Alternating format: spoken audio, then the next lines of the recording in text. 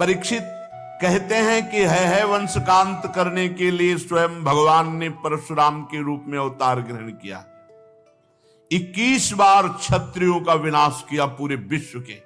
राजा परीक्षित ने पूछा, प्रभु क्या अपराध हो गया क्षत्रियों से कि भगवान परशुराम जी ने 21 बार घूम घूम करके पूरे भूमंडल से क्षत्रियों का विनाश किया। श्री सुखदेव जी महाराज कहा कि परीक्षित, ये उन दिनों की बात है जिस समय है वंश का अधिपति शास्त्राबाहु अर्जुन, वो एक महान बलवान श्रेष्ठ राजा था और खास बात उसने दत्तात्रेय जी को प्रसन्न कर लिया था, अवधूत शिरोमणि दत्तात्रेय जी, और उनसे 1000 भुजाएं, कभी शत्रु से युद्ध में पराजित ना होना, कभी कोई ऐश्वर्य की कमी ना होना, जो इच्छा करे वो प्राप्त हो जाना, ये सब वरदान प्राप्त किए थे भगवान दत्तात्रेय जी से।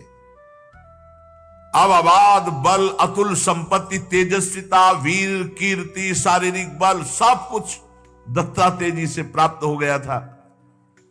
एक तरह से महायोगेश्वर खुद बन गया था दत्तात्रेय जी की कृपा से। शास्त्राबाहु अर्जुन वो ऐसी सिद्धियां जान गया था कि सूक्ष्म से सूक्ष्म, स्थूल से स्थूल वो शरीर धारण कर लेता। बड़ी सिद्धियां उसकी, वो वायु की तरह कहीं भी पहुंच जाता। ऐसी सिद्धियां दत्तात्रेय जी से प्राप्त की। एक बार एक गले में वैजंती माला डालकर बहुत सी सुंदर स्त्रियों के साथ नर्मदा जी में जल विहार कर रहे थे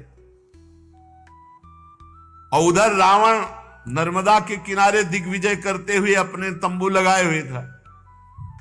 500 भुजाएं इधर, 500 भुजाएं इधर, पूरी नर्मदा के जल को रोक दिया शास्त्राबाहु अर्जुन ने। रावण का शिविर डूबने लगा उधर। तो रावण ने पूछा, बिना वर्षा के कैसे बाढ़ आ गई उल्टा? बोले, महाराज एक वीर है जो स्त्रियों के साथ जल में खेल रहा, खेलते खेलते नर्मदा को उल्टा प्रवाहित कर। तो उनका हमसे बड़ा वीर कौन है? रावण बड़े घमंड में गया, अपने को बड़ा वीर मानता था और जाके शास्त्राबाहु अर्जुन से अब वीरता की बातें करने लगा। तो उन स्त्रियों को प्रसन्न करने के लिए खिलवाड़ में तो ऐसे रावण को पकड़ लिया शास्त्राबाहु अर्जुन ने, बंदर के समान एक पिंजड़े में बंद करके, और अपनी राजधानी माहिष्मती ले जा करके जहां घोड़े थे वहां पिंजड़ा रख दिया। पिंजड़े में 10 खोपड़ी वाले रावण को 20 भुजा, 1000 भुजा वाला शास्त्राबाहु अर्जुन, और सब सिद्धियां प्राप्त किए। तब महाराज पुलस्त जी को पता चला कि दिग्विजयी रावण घोड़सार में एक पिंजड़े में बंद है। तब जाके शास्त्राबाहु अर्जुन के सामने गए तो शास्त्राबाहु अर्जुन ने पूजन किया, क्योंकि पुलस्त ऋषि, तो उन्होंने आज्ञा करी कि छोड़ दो, हमारा नाती है। छोड़ दिया रावण को। अब शास्त्राबाहु अर्जुन का अभिमान बढ़ता चला गया, क्योंकि दिग्विजयी रावण जैसे को बंदी बना लिया। अब वो एक दिन शिकार खेलने के लिए अपने परिकर के साथ जंगल में गया तो प्यास लगी। तो पास में जमदग्नि जी का आश्रम था। तो जमदग्नि ऋषि के आश्रम में पहुंचे। मुनि ने देखा कि बहुत बड़ा राजा आया हुआ है, तो इसका स्वागत, राजा भगवान का स्वरूप है। अब जंगल में वो एक कंदमूल फल, तो कामधेनु जमदग्नि जी की गाय का नाम था। जो इच्छा करो वो प्रकट कर दे। अब मंत्री, सेना और राजा का स्वागत करना है, तो वैसे ही सेवक, वैसे ही सामग्री, सब व्यवस्था। शास्त्राबाहु अर्जुन ने कहा कि बाबा जी के पास ऐसी व्यवस्था कहां से हो सकती है कि इतने सैनिक, इतने सेवक, इतनी धातुओं के पात्र और भोजन सब? बोले, कहीं कोई रसोईया नहीं, सब एक गाय का चमत्कार है। बोले, ऐसी गाय तो हमारे पास होनी चाहिए, संत के पास क्या? अब जमदग्नि मुनि का ऐश्वर्य कामधेनु से था, तो चिढ़ गया शास्त्राबाहु, जबकि प्रसन्न होना चाहिए कि इतना बढ़िया स्वागत किया। और उसने आदेश किया जमदग्नि ऋषि से कि कामधेनु हमारे सैनिकों को दे दो। जमदग्नि जी ने कहा, नहीं, ये तो यज्ञ के हविष्यान्न के लिए, अतिथि सेवा के लिए है। तो कहा मैं एक बार केवल कहता हूं, दोबारा छीन लेता हूं। शास्त्राबाव अर्जुन ने आदेश किया, कामधेनु को बंदी बनाकर ले चलो। अब कामधेनु डकराती हुई बलपूर्वक शास्त्राबाव अर्जुन महिष्मतीपुरी ले गए। जब शाम के परशुराम जी आए तो आश्रम सब उजड़ा हुआ।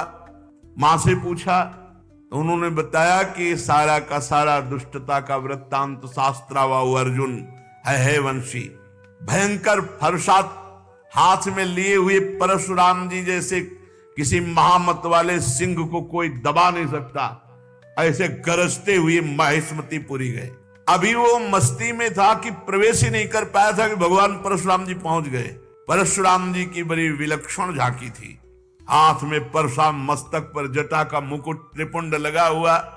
जे भी शास्त्राबाव अर्जुन झपटा, भगवान परशुराम जी ने जो जटाएं सूर्य की तरह चमक रही थी खोल लिया और हाथ में फरसा धारण करके बात की बात में सारी सेना को विध्वंस करके और उसके 1000 भुजाएं जो भगवान अवधूत शिरोमणि दत्तात्रेय जी के द्वारा दी थी, सब काट के गिरा दी। फरसे का ऐसा प्रहार कि कोई सामने नहीं बचा। बाहें जांघें सब काट काट के। परशुराम जी के बाणों से जब है पति का सर्वनाश हो गया तो 10,000 लड़के थे शास्त्राबाव अर्जुन के, 10,000। भगवान परशुराम जी तो 10,000 लड़के तो अभी नहीं थे इनके साथ, ये अलग थे। सब पूरे परिकर सहित शास्त्राबाव अर्जुन को मार डाला भगवान परशुराम जी ने। कामधेनु छुड़ाकर आश्रम में ले आए। महिष्मतीपुरी के शास्त्राबाव अर्जुन का विनाश बड़ा आश्चर्य में।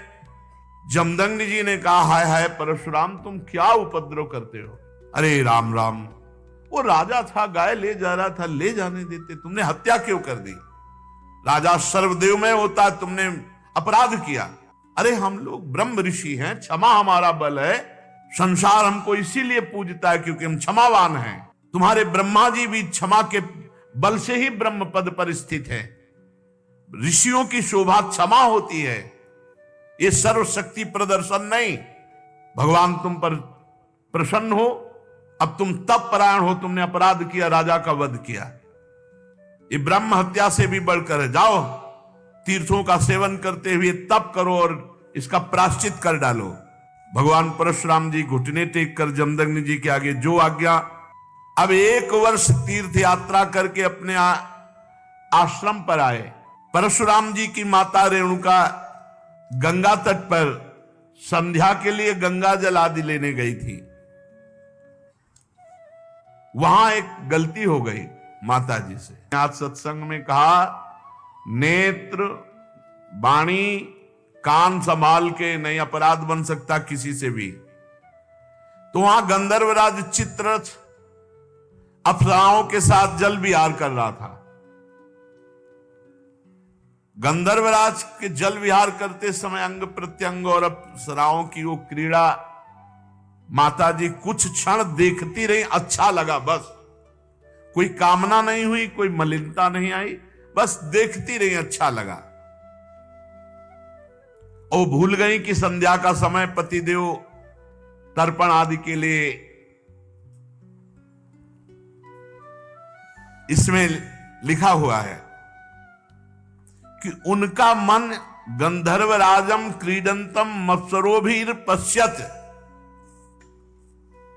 अच्छा लगा। विलोकयंती क्रीडंत मुदकार्थम नदीम गताहा, उनका मन खिंच गया चित्ररथ की इस अप्सराओं से केल। कहा जमदग्नि जी का एकांतिक भजन में स्वभाव, और माताजी ने जब चित्ररथ गंधर्व की केली देखी अप्सराओं से तो अच्छा लगा। बस ये संध्या का समय बीत गया। भगवान जमदग्नि जी इंतजार कर रहे हैं, ऐसा कैसे हो गया कि संध्या की अवहेलना हो गई और अभी तक रेणुका जल लेकर नहीं आई। अब जे ही होश आया जमदग्नि ऋषि को, भयभीत हो गई कि अब तो भारी अपराध बन गया। वो महर्षि के सामने आई है, गंगा जल का कलश रखा, हाथ जोड़कर खड़ी हो गई। जमदग्नि मुनि ने कहा, मैं देख रहा था तुम्हारा मन चित्ररथ गंधर्व की केली देखने में खिंच गया। तुम अपराधी हो, पापिनी हो, तुम एक ब्रह्म ऋषि की पत्नी होकर ऐसा कैसे देखा? इसका दंड है मृत्यु। ऐसा कठोर शासन। अन्य पुत्रों से कहा मार डालो इसको, रेणुका को। किसी भी पुत्र की हिम्मत नहीं हुई। इतने में तीर्थ यात्रा करके भगवान परशुराम जी आए, प्रणाम किया तो उनका बेटा मां और भाइयों को मार डालो। परशुराम जी ने कोई विचार नहीं किया, तत्काल मां और भाइयों के फरसे से गले उड़ा दिए। सत्यवती नंदन महर्षि जमदग्नि जी बहुत प्रसन्न हुए और कहा बेटा तुम्हारी जो इच्छा हो वरदान मांगो। परशुराम जी ने कहा मेरी मां मेरे भाई जीवित हो जाए, उनको ये पता भी न रहे कि मैंने वध किया है। तत्काल जीवित हो गए। भगवान परशुराम जी के ऐसा कहते हुए ऐसे उठ के बैठ गए जैसे सो के, पूरे सकुशल। परशुराम जी को पता था हमारे पिता जमदग्नि जी कितने महान पवित्र ऋषि और तपोबल संपन्न हैं। शास्त्रावाहु अर्जुन के वध का प्रायश्चित कर लिया था। परशुराम जी एकांत आश्रम के कोने में बैठकर ध्यानस्थ थे। बहुत दिनों के बाद शास्त्रावाहु अर्जुन के लड़कों के हृदय की जलन, वो आए और देखा महर्षि जमदग्नि अग्निशाला में ध्यानस्थ बैठे हैं। उनको बाहर की कोई शुद्ध नहीं, वो सब प्लान बना के आए थे। पूरे आश्रम को उजाड़ दिया और माता रेणुका बड़ी दीनता से प्रार्थना